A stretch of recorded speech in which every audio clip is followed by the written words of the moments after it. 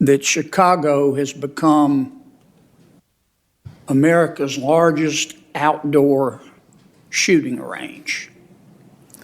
Do you think it's because of Chicago citizens who have no criminal record, but who have lawfully a gun in their home for protection or perhaps for hunting? Or do you think it's because of a finite group of criminals who have rap sheets as long as King Kong's arm? So Mississippi, Louisiana, and Missouri actually have higher firearm death rates. Obviously, there's certain... What about Chicago?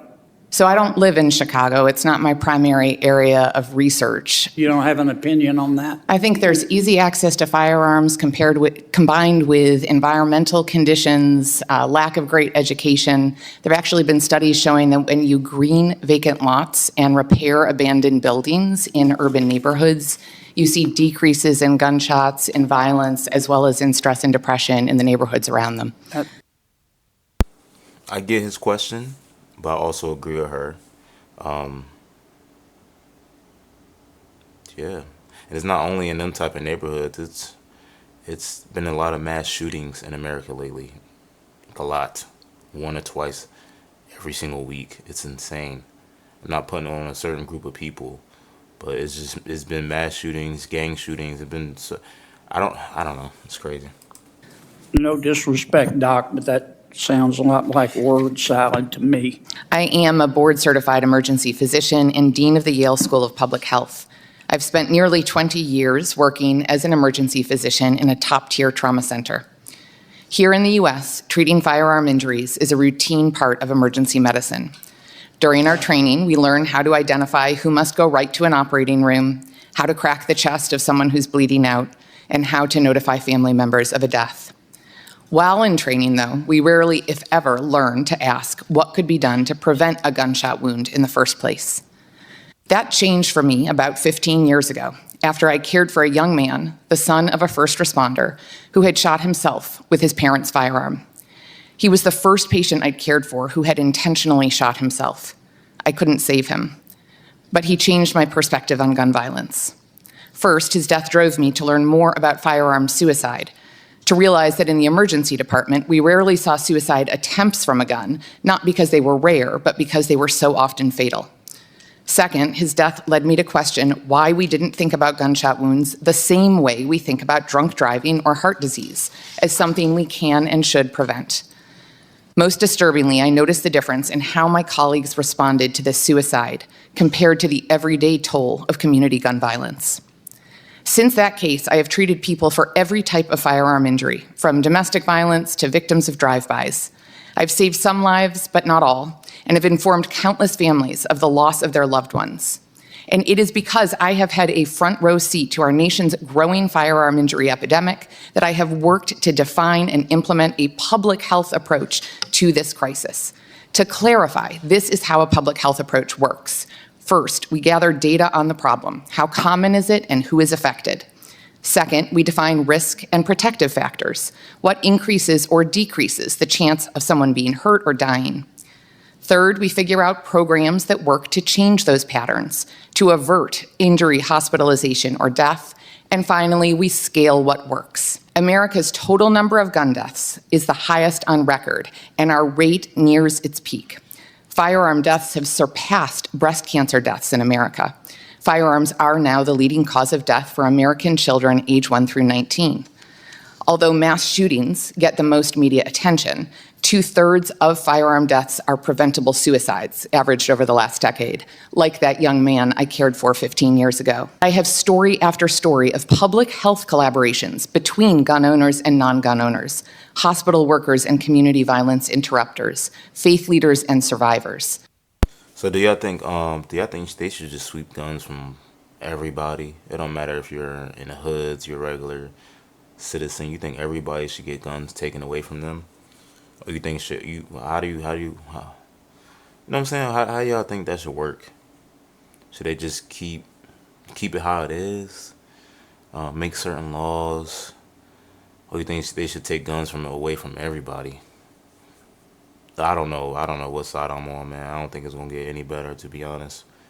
Especially what's going on in the world right now. I feel like everybody's mad. Whether you're a Republican or Democrat, I don't trust either party. I just trust what's better for our country. I'm not with either party. I feel like it's cuckoo people on both sides that think they know it all for this country, and they're believe it or not, they're still getting paid with the shutdown. They could feed us whatever they want. We have no choice but to believe it. It's crazy, man. We have shown we can reduce the risk of a shooting long before someone picks up a gun with intent to harm. Through your bipartisan commitment to this public health approach, our country can reduce firearm injury and death for all. Let me ask you this. In September of this year, our New Mexico governor issued a public health emergency order, and she suspended the right to bear arms in Albuquerque and the surrounding county. Do you support that? I do not. What I do support is the work that New Mexico has done Do you with. support that? No. You don't? Okay. Let's see.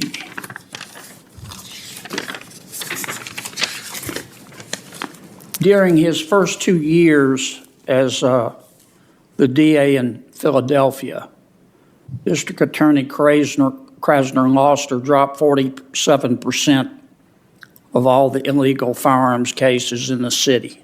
Do you agree with that? I'm not a lawyer. I'm a physician and a public health professional. I can say that How New many times Mexico you gotta has done say that, bro? amazing work in trying to address the suicide and partner violence. I'm asking about Philadelphia.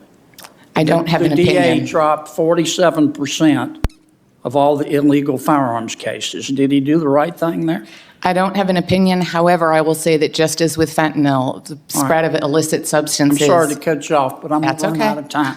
Understood. The LA District Attorney, George Gaston, never let her answer the said that he question. would not prosecute any sentencing enhancements for guns or gang-related activity.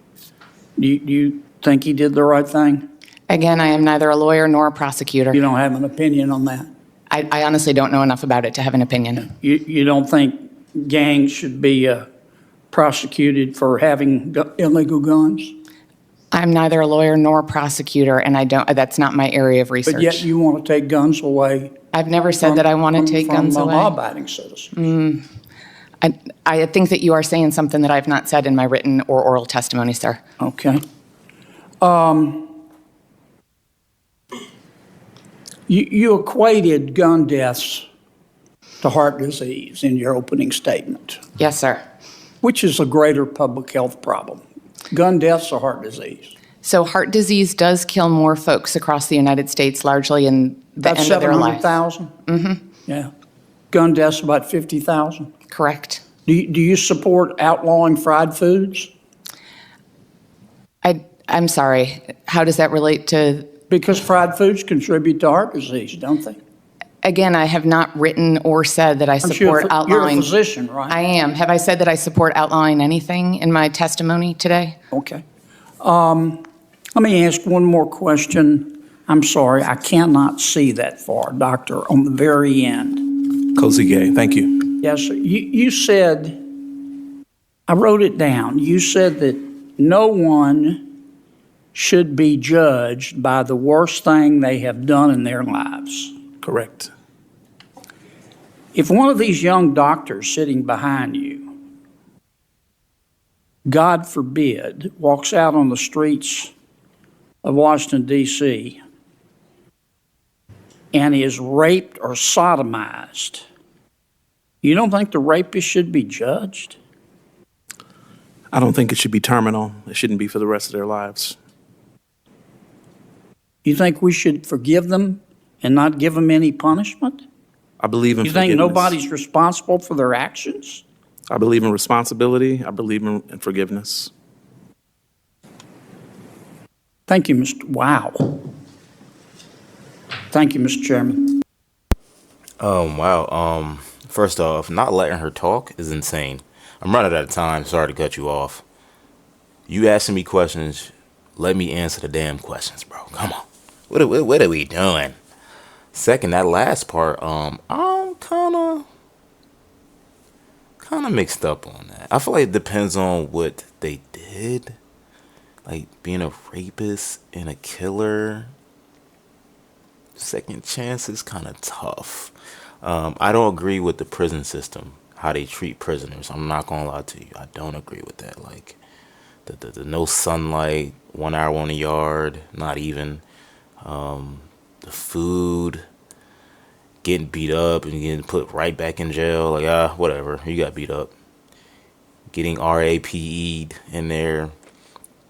I don't agree with the prison system as far as that.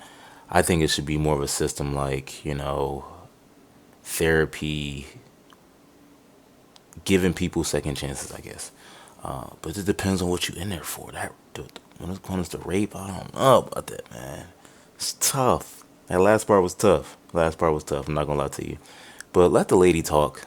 I get what she was saying. She's not a professional in all these questions you ask her. She could give an opinion, but she'd rather not. Because her words might get mixed up. People gonna make little short videos of it. She don't got time for that. But let me know what y'all think about that down in the comments as far as gun laws, as far as criminals getting second chances. Please let me know. Make sure y'all like, comment, subscribe, hit the notification bell so you get notified when I upload, y'all. I love y'all. Peace and love, baby. We out.